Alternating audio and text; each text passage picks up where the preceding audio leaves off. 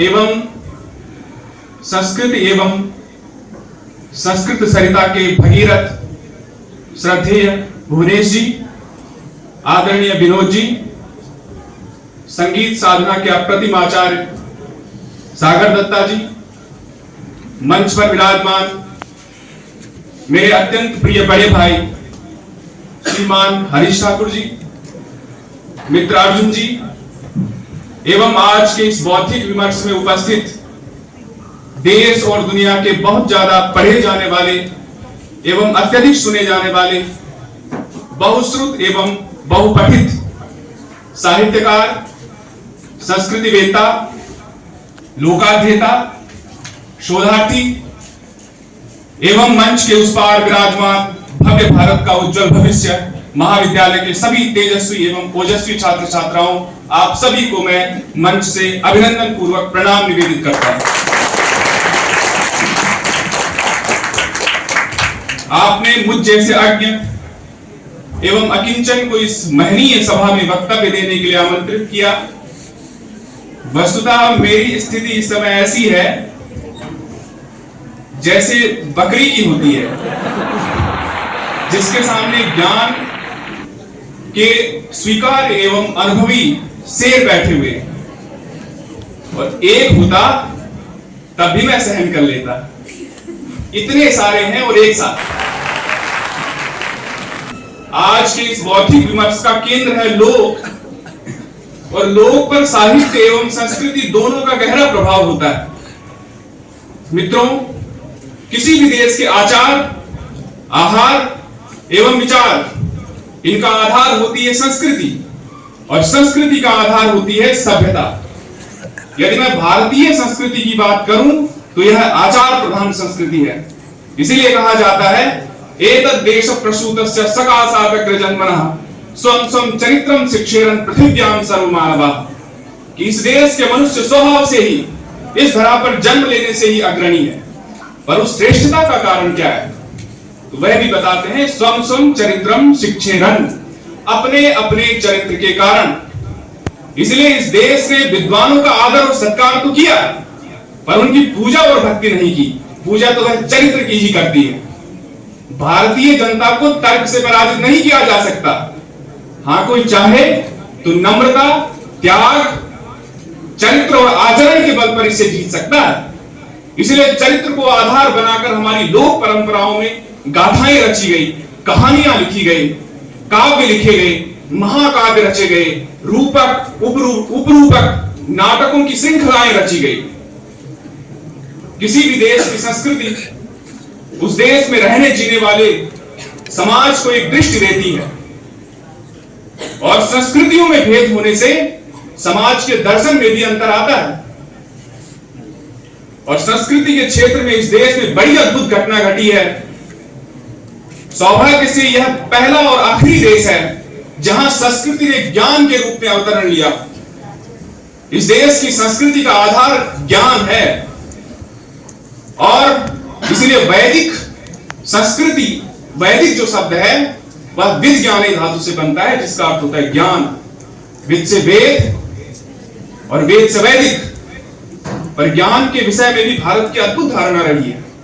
भारत ने यह कभी दावा नहीं किया कि नॉलेज इज पावर, क्योंकि जिस संस्कृति ने यह कहा कि नॉलेज इज पावर, उन्होंने ज्ञान का उद्देश्य क्या कहा। डेकार्ट अपनी पुस्तक डिस्कोर्स ऑन द मेथड में लिखते हैं कि goal of knowledge is to bend nature to man's purpose, कि मनुष्य के ज्ञान का उद्देश्य ही यही है कि वह अपनी आवश्यकताओं की पूर्ति के लिए प्रकृति को अपने कदमों पर झुका ले। और उन्होंने यह किया। औपनिवेशिकता के 1.5 सदी के भीतर भारत में जंगल के जंगल साफ कर दिए, और जहां जहां भारत ने इस दूषित मानसिकता को अपनाया, वहां वहां इसके भीषण विद्रूप सामने आए। आप पंजाब को देखिए, पंजाब में किसानों ने जमीन का इतना शोषण करना शुरू कर दिया, उस पर इतने केमिकल्स, रसायन डालने शुरू कर दिए कि आज पंजाब में गांव के गांव कैंसर से पीड़ित हो रहे हैं। बठिंडा से बीकानेर तक एक ट्रेन चलती है, और उस पर कैंसर मरीजों की संख्या इतनी अधिक होती है कि आज उस ट्रेन का नाम कैंसर एक्सप्रेस है। मित्रों, भारत की संस्कृति शोषण की संस्कृति नहीं रही है, भारत की संस्कृति पोषण की संस्कृति है। अभी अभी हम रास्ते में जब आ रहे थे तो मैं एक गाना सुन रहा था, कुंजू और चंचलो, शायद आप लोगों ने सुना होगा। और लास्ट जो पंक्ति है उसकी अंतिम, उसमें प्रेमिका कुंजू कहता है कि तूता मरुए दी डाली हो। इस देश ने अपनी प्रेमिका को भी प्रकृति में देखा है, जिस देश में, और जब भी व्यक्ति प्रेम करता है तो प्रेम में द्वैत की भावना खत्म हो जाती है, अद्वैत की स्थिति होती है। और इस देश का इतना अद्वैत प्रकृति के साथ रहा है, यह आप सभी लोग जानते हैं। इसीलिए इस देश ने कभी दावा नहीं किया कि नॉलेज इज पावर, बल्कि हमने तो कहा नॉलेज इज प्यूरिफायर, कि ज्ञान व्यक्ति को पवित्र करता है। इसलिए श्री कृष्ण गीता में क्या कहते हैं कि यज्ञ सुज्ञान यज्ञोहम नहीं ज्ञानेन सदृशम पवित्रम यह विद्यते, कि ज्ञान के समान पवित्र करने वाला साधन इस संसार में और कुछ भी नहीं। पर किस पवित्रता की बात कृष्ण करते हैं? महाभारत के समरांगण में अर्जुन की कौन सी अपवित्रता को दूर करने की बात कृष्ण करते हैं? और कृष्ण निरंतर बराबर प्रयत्न करते हैं सर्वभूतेषु सभी प्राणियों में एकत्व की दृष्टि। और इसी परंपरा का निर्वहन करता है उपनिषद। वेदों के ज्ञान कांड में उपनिषद का ऋषि क्या कहता है? यस्तु सर्वाणि भूतानि आत्मन्येवानुपश्यति सर्वभूतेषु चात्मानं ततो न विजुत्सते, कि अपने में स्वयं सामने वाले को देखना और सामने वाले में स्वयं को देखना, यह है वेद की अभेद दृष्टि।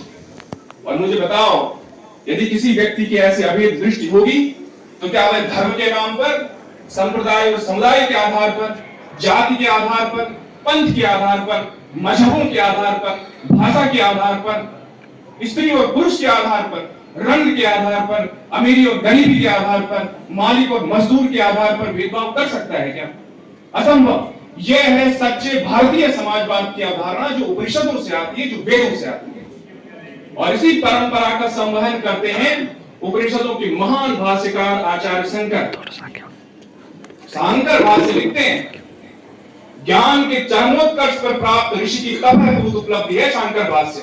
और वह अपने शंकर भाष्य में ब्रह्म सूत्र का जब भाष्य रचते हैं तो कहते हैं भेद विद्या अविद्येयम। क्या विद्या क्या है? ये जो भेदात्मक दृष्टि है, यही अविद्या है। ऐसा उद्घोष आपको दुनिया में कहीं नहीं मिलेगा। मित्रों, संस्कृत वांग में ज्ञान मीमांसा, तत्व मीमांसा, प्रमाण मीमांसा की ये जो ग्रंथ भारतीय एकता के सूत्र का प्रतिपादन कर रहे हैं, आज की तथाकथित आधुनिक बौद्धिकता ने, प्रबुद्धता ने उनकी कैसी व्याख्या हमारे सामने खड़ी करके रखी। संस्कृति का ऐसा भयावह विद्रूप आपके सामने खड़ा कर दिया गया। मैं आदरणीय प्रोफेसर कपिल जी के दृष्टांत से अपनी बात को आगे बढ़ाता हूं। फ्रांस में जब राज्य क्रांति हुई तो लुई ने अपने दमनकारी शासन में बर्नेट के किले को भयानक जेल में बदल कर रख दिया। यातनाएं सहते हुए सैकड़ों हजारों बंदी जेल की उन अंधेरी कोठरियों के भीतर दशकों से बंद, एक अर्थ में जैसे चेतना ही खो चुके हों। क्रांति हुई, क्रांतिकारियों ने सारी सरकारी इमारतों पर कब्जा करना शुरू कर दिया। उनमें से अचानक किसी को ध्यान आया कि बर्नेट की उस जेल में भी जाना चाहिए, और उन्होंने ऐसा किया। वे बर्नेट की जेल में गए और वहां जितने भी कैदी और बंदी थे उनको मुक्त कर दिया, उनकी हथकड़ियां और बेड़ियां काट दी और कहा कि अब तुम मुक्त हो, स्वतंत्र हो, जा सकते हो। अचानक उन कैदियों को कुछ समझ में नहीं आया कि बाहर की दुनिया में ये क्या हो गया है। जैसे तैसे उन्होंने अपनी उन कोठरियों को छोड़ा जो अब तक उनके लिए घर ही हो चुके थे। पर जो क्रांतिकारी जेल में पहरा दे रहे थे, वे शाम होते होते आश्चर्यचकित रह गए कि शाम होते होते आधे से ज्यादा बंदी और कैदी जेल में वापस आ गए। और अधिक आश्चर्य का क्षण तो तब आया जब लौटे हुए उन कैदियों और बंदियों ने काटी हुई उन हथकड़ियों और बेड़ियों को अपने हाथों और पैरों में लपेटना शुरू कर दिया। क्रांतिकारी को समझ नहीं पाए, और एक क्रांतिकारी ने अचानक एक कैदी को उठाकर पूछा कि भाई एक बात बताओ, ये शाम होते होते अचानक आधे से ज्यादा जो कैदी हैं वे बर्नेट की इस भयानक जेल में वापस क्यों आ गए? तो उस कैदी ने जवाब दिया, साहब क्या बताऊं, हम 20-20, 25-25, 30-30 सालों से जेल की अंधेरी कोठरियों के भीतर थे। दशकों से हमने आज सूर्य की रोशनी को देखा है और इतने प्रकाश को हमारी आंखें सहन नहीं कर पाई। ठीक है, ये बात समझ में आती है कि अचानक प्रकाश को देखना कितना कठिन होता है। पर दूसरा प्रश्न क्रांतिकारी ने पूछा कि ठीक है, ये बात तो समझ में आती है, पर एक बात तो बताते जाओ, ये काटी हुई इन हथकड़ियों बेड़ियों को लपेट कर क्यों सो रहे हैं आप लोग? तो इस पर कैदी ने जवाब दिया, साहब मैं क्या बताऊं, हम दशकों से 40-40 सालों से हथकड़ियों और बेड़ियों की इन्हीं गूंज के साथ सोए हैं, इन्हीं आवाजों के साथ सोए हैं। अब इनके बिना हमें नींद नहीं आती। ऐसी हो गई है आधुनिक प्रबुद्धता अपनी संस्कृति और परंपराओं के विषय में। अब जब तक वह पश्चिम के चश्मे से भारत की परंपराओं को नहीं देखती, तब तक उन्हें चैन नहीं आता। उन्हें अपना सारा साहित्य, सारा दर्शन, सारे शास्त्र, सारी परंपराएं, सारी संस्कृति गप और बकवास लगती है। जब तक वह अपनी परंपराओं के विषय में उनके मन में ग्लानि का भाव प्रकट नहीं कर देते, जब तक वे अपमानजनक टिप्पणियां नहीं कर देते, तब तक उन्हें आधुनिक बुद्धिजीवी होने का प्रमाण पत्र ही नहीं मिलता है। मित्रों, भारत में खंडन और मंडन की एक सुदीर्घ परंपरा रही है। नास्तिक और आस्तिक दोनों साथ चलते हैं और ये परंपरा तुम्हें प्रश्न पूछने की पूरी स्वतंत्रता देती है। उपनिषद क्या है? सारे उपनिषद प्रश्नों में हैं और एक अकेले उपनिषद का नाम प्रश्नोपनिषद है। पर जो आधुनिक नौजवान हैं, उनके पास प्रश्न तो है पर उनका आधार कुछ भी नहीं। और मैं इन चुनौतियों का सामना लगभग करता ही रहता हूं। वेद नहीं पढ़े पर वेद की कोई भी पंक्ति उठाकर विवाद खड़ा करना शुरू कर देते। दर्शन की गंभीरता को नहीं समझते पर दर्शन पर विवादित टिप्पणियां जरूर करते हैं। मुझे स्वामी विवेकानंद याद आते हैं। उन्होंने एक बार कहा था कि अब अगर आप कोई भारतीय बच्चा कॉलेज में भेजा जाता है तो पहली बात यह सीखता है कि उसका बाप बेवकूफ है, और दूसरी बात यह सीखता है कि उसका दादा दीवाना है, तीसरी बात यह सीखता है कि उसके सारे जितने भी ग्रंथ हैं, जितने भी परंपराएं हैं, वे सब झूठी हैं, और चौथी बात यह सीखता है कि उसके सारे धर्मगुरु, उसके सारे गुरु पाखंडी। ऐसा हो गया है भारतीय समाज अपनी परंपराओं के विषय में, जो हम सभी के सामने चुनौती बनकर प्रश्न के रूप में खड़ा है। मित्रों, मैंने पहले ही कहा था कि किसी भी देश की संस्कृति उस देश में रहने जीने वाले लोगों को एक दृष्टि देती है, और संस्कृतियों में अंतर होने के कारण जीवन का, समाज के दर्शन में, देखने के नजरिए में भी परिवर्तन होता है। और भारत की जितनी भी संस्कृतियां, लोक संस्कृति है, वो सारी उपनिषदों से अनुप्राणित है। मैं एक हफ्ते पहले का आपको एक संस्मरण बताता हूं। हम कुछ लोग एक विवाह समारोह में गए थे, तो अचानक एक साथी ने महिला को कहा कि जहां हम विवाह में गए थे कि आपका घर बड़ा सुंदर है। तो महिला का उत्तर था, हमारा क्या है साहब, सब कुछ तो ईश्वर का है। ये परंपरा भारत की है। किसी भी वस्तु पर अपने स्वामित्व और अधिकार का दावा न करने की परंपरा भारतीय है। ईशावास्यमिदं सर्वं यत्किंच जगत्यां जगत् तेन तत्तेन भुंजीता मा गृधा कस्य चिंतनं। ऐसे लोक की धमनियों में उपनिषद की गंगा बहती है। पतंजलि योग दर्शन लिखते हैं, और योग दर्शन का जब वह प्रारंभ करते हैं तो कहते हैं कि योग को अगर उपलब्ध होना है तो 8 अंगों की उपासना करनी पड़ेगी। यम, नियम, आसन, प्राणायाम, प्रत्याहार, धारणा, ध्यान और समाधि। पहला जो अंग है वह है यम, और यम का भी जो पहला बिंदु है वह है अहिंसा। आपको अगर योग को उपलब्ध होना है तो पहला जो सोपान है वो है अहिंसा। और अहिंसा का फल क्या है? अहिंसाया फलम सर्ववैर त्यागा। शत्रु भाव खत्म हो जाता है। मैं कुछ दिन पहले अमेरिका की एक रिपोर्ट पढ़ रहा था, जिसमें अमेरिका के 35 करोड़ लोगों के पास 40 करोड़ बंदूक हैं। मुझे समझ में नहीं आता है कि उनके मस्तिष्क, उनके मन किसके प्रति इतने हिंसक है। ऐसे दृष्टिभेद होता है संस्कृतियों में अंतर होने से। एक लोगोक्ति आप लोगों ने सबने शायद सुनी होगी, शैतान का नाम लिया, शैतान, think of the devil and devil is here। ये परंपरा अपनी नहीं है। अचानक किसी की याद करते करते किसी का फोन हमारे पास आ जाए या किसी की बात करते करते हुए व्यक्ति सामने आ जाए तो हम तो कहते हैं कि भाई बड़े दीर्घायु हो, लंबी उम्र है आपकी, आपके ही बारे में बात कर रहे थे। ये जो लोक मंगल की परंपरा है, ये जो सर्वभूति देवता की परंपरा है और मित्र से चक्षुषा समीक्षा मणि की परंपरा है, ये भारत की परंपरा है, ये भारत की लोक परंपरा है। भारत ने तो कहा कि ईश्वर सर्वभूतानां हृदयेषु तिष्ठति, ईश्वर सभी के हृदय में है। जैसे मिट्टी और मिट्टी से बना हुआ बर्तन, बर्तन की कल्पना हम मिट्टी के बिना नहीं कर सकते, और भारत ने कहा अहम ब्रह्मास्मि, कि मैं ब्रह्म हूं, और सामने वाला क्या है तो तत्त्वमसि, सामने वाला भी वही है, वही चेतना सब में व्याप्त है। एक बार मनीषी वैज्ञानिक आइंस्टीन से एक पत्रकार ने पूछा कि do you believe in God, कि भगवान पे विश्वास करते हो? तो आइंस्टीन ने उत्तर दिया कि yes I believe in God. पत्रकार ने पूछा which type of God do you believe, कि आप कैसे भगवान पर विश्वास करते हैं? तो आइंस्टीन का उत्तर था कि I do not believe in that type of God which controls us from outside, but I believe in that type of God which controls us from within। और भारत का सामान्य व्यक्ति भी कभी कभार बातों बातों में कह देता है कि वह परमात्मा तो अंतर्यामी है। ये अंतर्यामी क्या है? वही जो आइंस्टीन कहते हैं which controls us from within, अंतरे स्थित्वा नियमयति अंतर्यामी। ये जो संवाद है ये बृहदारण्यकोपनिषद का है। आप भारत में कहीं भी जाओ, किसी भी कोने में चले जाओ, अतिथियों के सम्मान की जो परंपराएं हैं, जो संस्कृति है, ये कहां से आती है? मातृ देवो भव, पितृ देवो भव, आचार्य देवो भव, अतिथि देवो भव। ये वेद के तैत्तिरीय उपनिषद से आती है। ऐसे लोक परंपराओं में उपनिषद समाहित है। उपनिषद के बिना लोक परंपराओं की कल्पना ही नहीं की जा सकती। मित्रों, यदि मैं साहित्य के बारे में कहूं तो संस्कृत वाङ्मय में साहित्य की परिभाषा है संहितयोर भावः साहित्यम, कि सभी के हितों की भावना का विचार करना यही साहित्य है।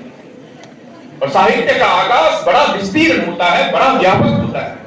उसमें सारा नवचर, जलचर, थलचर, सच्चराचर सभी के हितों की भावना समाहित होती है। और साहित्य की एक परंपरा है काव्यशास्त्र की परंपरा, जो यह निर्धारित करती है कि साहित्य लिखा जाएगा तो कैसा लिखा जाएगा, उसके क्या मूल्य होंगे, उसके क्या मापदंड होंगे, उसके क्या पैमाने होंगे, उसके प्रयोजन क्या होंगे। रोटी अगर रोटी के लिए हो, खाने के काम ना आए तो उस रोटी का क्या प्रयोजन। साहित्य अगर साहित्य के लिए हो, लोक मंगल के काम ना आए, समाज को बनाने के काम ना आए, व्यक्तित्व निर्माण के काम ना आए, सर्जना के काम ना आए, तो उस साहित्य का क्या प्रयोजन। साहित्य जीवन के लिए हो, साहित्य सर्जना के लिए हो, साहित्य लोक मंगल के लिए हो, साहित्य रसदायक, गतिदायक, मतिदायक हो। ऐसी भूमिका में जब साहित्य होता है तब साहित्य का कोई प्रयोजन होता है। और कश्मीर परंपरा के महान आचार्य काव्य शास्त्री मम्मट कहते हैं कि काव्यम यशसे अर्थकृते व्यवहार विदे शिवे तरक्षतये सद्यः पर निर्वृतये कांता संविततयोपदेशुजे। कि काव्य का क्या प्रयोजन है तो बता दें, काव्यम यशसे, यश की प्राप्ति होती है काव्य से, लोक प्रसिद्धि होती है। अर्थकृते, अर्थ की भी प्राप्ति होती है, धन भी प्राप्त होता है, व्यवहार का ज्ञान भी होता है, आनंद भी प्राप्त होता है साहित्य से। और सबसे बड़ी बात जो कहते हैं वह शिवे तरक्षतये, अमंगल का विनाश होता है साहित्य से। यह अमंगल का विनाश क्या है? जीवन में कभी कभी जब हम पथ भ्रष्ट हो जाते हैं तो सही साहित्य पढ़कर, सही सिनेमा देख के जो जीवन की गति सही मार्ग पर मुड़ जाती है, यही है अमंगल का नाश। कितनी बड़ी जिम्मेदारी साहित्य के पास थी। यदि समाज, यदि लोग पथ भ्रष्ट है, यदि वह गतिहीन हो चुका है, यदि मार्गहीन हो चुका है, तो सही मार्ग पर लाना ये साहित्य की जिम्मेदारी थी। पर क्या वर्तमान साहित्य इस जिम्मेदारी का निर्वहन करता है? अभी कुछ दिन पहले एक बड़ी चर्चित फिल्म थी एनिमल, शायद बहुत सालों ने देखी होगी। वहां एक पुरुष किसी भी महिला को थप्पड़ मारना आम बात। जहां प्रेमी अपनी प्रेमिका से कहता है कि अगर तुम मुझे प्यार करती हो तो मेरे जूते चाट। अगर ऐसी फिल्में इस भारत में सुपर डुपर हिट हो रही हैं भारत का भविष्य नहीं, वर्तमान खतरे में। Something is better than nothing, but nothing is better than nonsense. झर गई पूंछ रोमांच झरे, पशुता का झरना बाकी है, बाहर बाहर तन समर चुका, मन अभी संवरना बाकी है।